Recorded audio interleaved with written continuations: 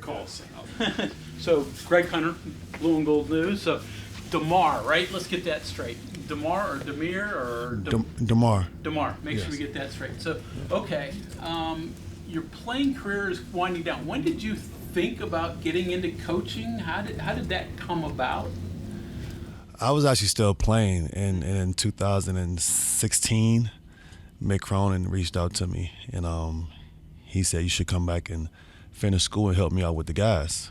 So I thought on it for a little bit, and I called him and told him, I'll be enrolling in school in 2017, and I'll be there to help him out. And from there, did you say, I like this, I want to follow through? And then when Hugs calls you, what goes through your mind then? Well, funny, Hugs told me years before that, but I was still so much into playing. He wanted me to come back here and basically finish school and I think be a GA. And but I was still playing at that time, like really playing. And then a few years later, it made more sense when Mick asked me to do it because I was winding down. And I knew I needed to get on the other side at some point, and I thought it was a good opportunity.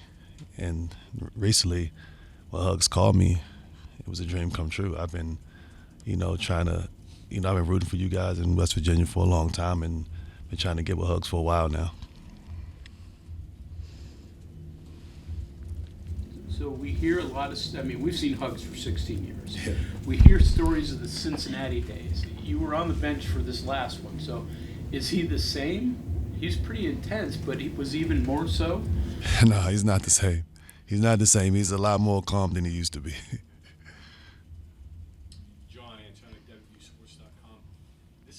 Fast transition. Walk us through the last few days. You get the call and you're basically here a couple days later. Yeah, it is. Wow. Still trying to get caught up on a lot. I was preparing for a game in Cincinnati, and I get the call, and here I am, and now I'm trying to do all this paperwork. I'm trying to catch up with the team. I got an Auburn scout. I'm trying to find a place to live. Everything is happening pretty fast. I guess the good thing is you play the system, so you know the system, Yeah. You know all of that part, that translates. That's no different, right? No, I got to get back used to it because since I played in this system, I've played for a lot of teams, and I just got to get back used to it. But it's pretty much, the same. Yeah, basically. Now, you pull Hugs, when Hugs went to K-State, he had the black Jumpman stuff and just put the logo over top. Did you do that with WVU over top the UC stuff? No, we was Under Armour at UC. Coach Justin Jackson with the Dominion Post. So many years spent in the pros with men, other pros. Yeah. So, obviously, your years at Cincinnati was kind of an introduction, getting back to younger guys. But what's that transition been like for you? Because you haven't spent your whole life around the college game. Right. These last few years, and the few years with Mick, and then the last few years with Coach Miller, has been great because most of my career was NBA basketball, and the college game is very different. So I've learned a lot from Mick, from Coach Cronin, and being around the guys again, and they all, they want to go where I've been. So they all listen to me and they all take to me pretty well. But learning a college game again that's been a big help. And it seems like you're focusing mostly on the guards here. Is that? Yeah. I feel like I can help them all. I've talked to a few of them. On the side, just them picking my brain and asking me certain questions. But I was a guard, and I think I can help them all.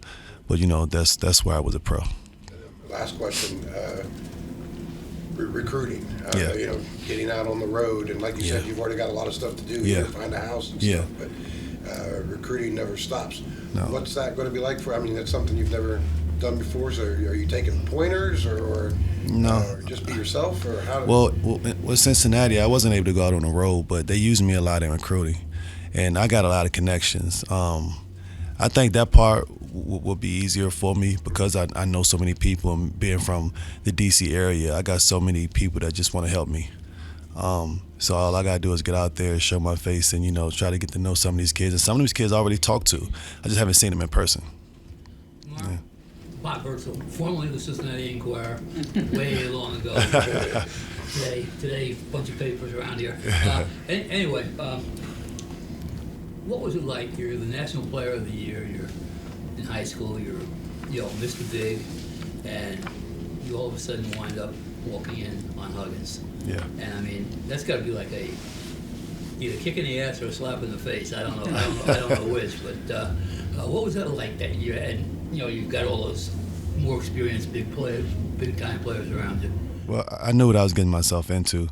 And luckily, my senior year, I played for a coach named Max Good at Maine Central Institute. And he's very similar to Hugs, very intense. I was the best player in the country, but he doesn't care. He still cussed me out and told me how skinny and how soft I was every day. So that prepared me a lot going into, Cincinnati with Hugs.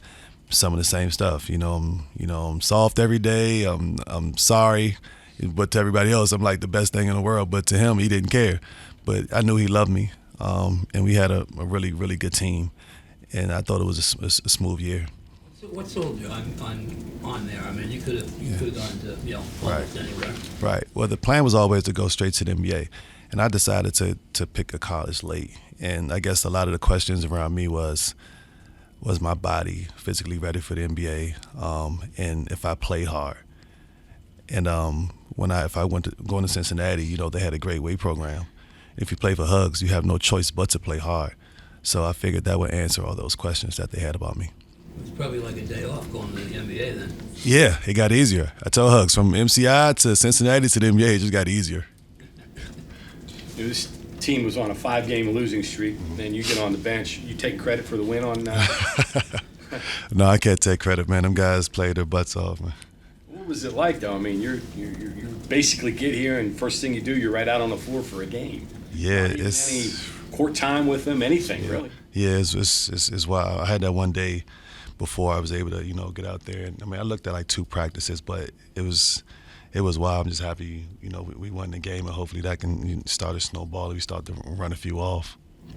Coach Wesley Shoemaker, BlueGoldSports.com. You said you've kind of talked with Huggins, and when this opportunity opened, you jumped on it. Yeah. How much have you been monitoring the West Virginia program over the past, let's say, year, and how much input have you had with Coach Huggins, maybe just in conversations before you came on? Well, I've been monitoring since Coach been here. Me and a lot of his former players, even people at Cincinnati, they root for West Virginia just because Hugs is here. Like, he's still got a lot of influence, over there. So I've always, paid attention and rooted for West Virginia to win. And since I've got into coaching, I've always talked to Coach, but I've always talked to him about, man, I want to coach, and I want to, move up in my position. And even when Eric left, I called him right away. I'm like, man, Eric's leaving, what you going to do? And then, this opportunity came, and luckily, I'm pretty sure it's hundreds of people that, wanted this opportunity, and, I'm happy Coach gave it to me.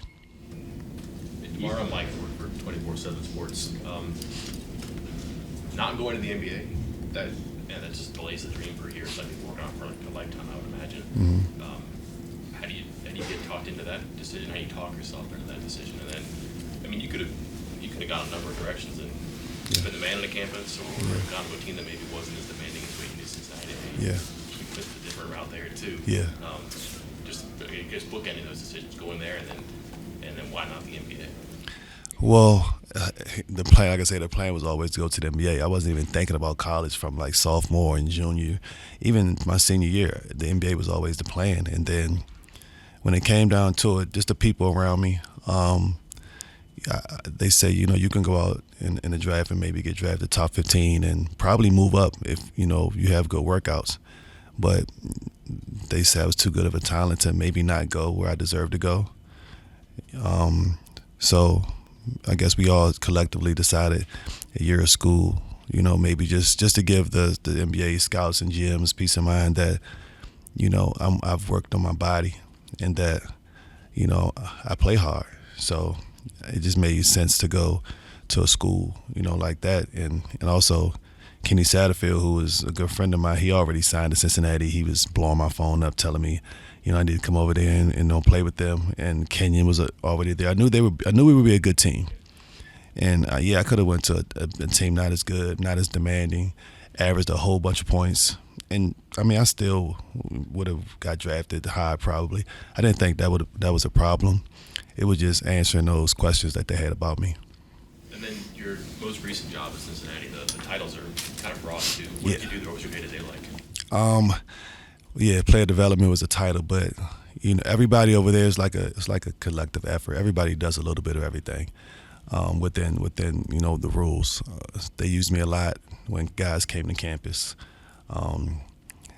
Also, just calling kids and texting kids, and with our kids, just building relationships. I help with scouting reports, and whenever guys go recruit, I'm able to be on the floor and work with some of the guys, and just basically just being there and just letting them know they have me to lean on when things not always going right, when they need advice, and just to help them out whichever way I can. If I can one more, what have you seen from your new players? I know it's early, but what have you seen so far? And I guess beyond that, what do you see that maybe they don't see that you'd like to work on with them? I'm not sure yet. I was talking to Emmett today and just basically telling him that like him guarding the kid from TCU, the point guard last game, and his length really bothering him. And I played that role. I'm 6'9", and I'm a guard, and I'm guarding these smaller guards in the NBA, and my length really bothered these guys. Like Allen Iverson is one of my best friends, and he always told me like, you were like one of the two of the hardest guys that ever guarded me in the NBA, just because of my length. And I told him that can really be him and Trey, him being that versatile, being able to guard multiple positions can really help our team, and it can help them, wanting to move on in their career, because that's the type of guys the NBA look for. You traveled the world playing all over. Did you enjoy that experience? What was that like for a kid who from DC in China or wherever it was? Right. I did enjoy it, but there were some places that weren't as good as others. I am glad. I wish I would have stayed longer in the NBA and played my whole career in the NBA, but I did think while I'm traveling all these places, I would have never got to travel these places had I my accident not happened, I not, my career in NBA not have been shorter than it should have been. I would have never got the opportunity to see these other cultures and, build relationships and friends that I've had in these other places I've been. Did you experience the culture, the food, or did you find the nearest McDonald's and? I'll try stuff if I go somewhere. I'll try it. If I don't like it, I won't go back to it. But I'm not scared to try something. Face number 14 on Wednesday. You get number 7 tomorrow. Yeah. And you go out on the road and you play a place where they don't lose. Yeah. Then you got number 14 back. Yeah. There's no layups in this league. What do you see so far from the Big 12? It's brutal. I looked at the schedule and I'm like, wow, because I'm Auburn too. Yeah, you throwing Auburn in the middle of a Big 12 schedule, and I'm preparing for ECU the other day, like last week, and now come over here and this just juggernauts every night. But I like the competition. We just gotta. We're one of them. I'm pretty sure they looking at us like you got to come in here and get a win too. So, we just got to keep rolling off wins. DerMarr, Greg Carey with West Virginia Metro News. With your ties to the D.C., Prince George's County areas, how do you kind of ensure that West Virginia has more success recruiting from those, talent pools? I think Hugs was saying the other night, quite frankly, they hadn't done a good enough job recruiting there. Yeah, and I think that's a big reason why Coach Miller even hired me over at Cincinnati. That in that area, I have a lot of influence. All those guys that's running those teams, they used to coach me or play with me, and a lot of them guys look up to me. And I'm looking forward to being able to at least show my face at these tournaments and events now, and I do think I'll have a big impact in that area. Just got to find out what Coach wants, and I can just try to go get it. Are you still involved with DC Assault and any of those programs? Yeah, well, DC Assault is no longer there, but they broke up. All the programs there, I have relationships with all of them. DerMarr, Jared McDonald with the Charleston Gazette-Mail. I know you talked a little bit about getting to know Coach Hugs and your coach at MCI. Pittsfield's a small town. It's got that movie theater with one screen, 10 minutes from Newport. Yeah. What was it like when you were there with all the players there getting recruited? And that's not something you see there now. No, it was a culture shock for sure, coming from D.C., Maryland, and senior year I got to get sent off to Pittsfield, Maine. But I think it made me tougher, and again, like I said earlier, it really prepared me for Cincinnati. Because if I came right from Maryland and had to deal with going to Cincinnati and being cussed out every day, it would have been a tougher year for me. Favorite Huggins story? I mean, I've heard the slow roast chicken or turkey for Thanksgiving, 4-hour practice. Yeah. What's your favorite Huggins story? There's so many, but What's the one you guys always tell when you get together and have a few beers? I don't know if I tell this to other people. I don't know if I told it to him as much, but so my freshman year, obviously my only year there, we had a guy named B.J. Grove who was a freshman with us, and he's like 6'11", like 280. He was really good in high school, but coach was on him every day. Every day he wanted B.J. to be 255. B.J. would go home for a week and come back like 275, and coach like, man, you gained 20 pounds in a weekend. Like, that's really hard. So one day we got a charge drill, and I think coach don't think guys are taking the charges the right way. So he said, no, I'll show you your methods how to do this. And he got out there, and he picked BJ, the guy who he makes run every practice. BJ don't even practice. He just running up and down the arena. And he said, run from half court, and I'm going to take this charge. And BJ, he's like 280. He runs full speed, and Hugs stand there and takes a shot, and BJ knocks Hugs under the basket. Like, he hits him hard. Well, Hugs stood in there, took it. He got up, his face is red. So it's now like if our coach can, stand there and take a charge of the biggest dude on the team, then we have no excuse, not to stand there and, take that charge. But I know BJ was looking forward to that day because he got it. He got an opportunity to get Hugs. Yeah. And Hugs giving him that opportunity. He could have picked me. I'm Right. 195. He picked the big guy. And that's tough. Awesome. DerMarr, Sam Caniglio, Golden Blue Nation. You haven't been here too long, but the players said they were excited to work with you. What kind of rapport have you been able to build with them so far? I'm still working on it. I've been able to have conversations with a few of them, and I'm looking forward to, catching all of them at some point and just really get to know them and learn more about them and see which way I can help them on or off the court.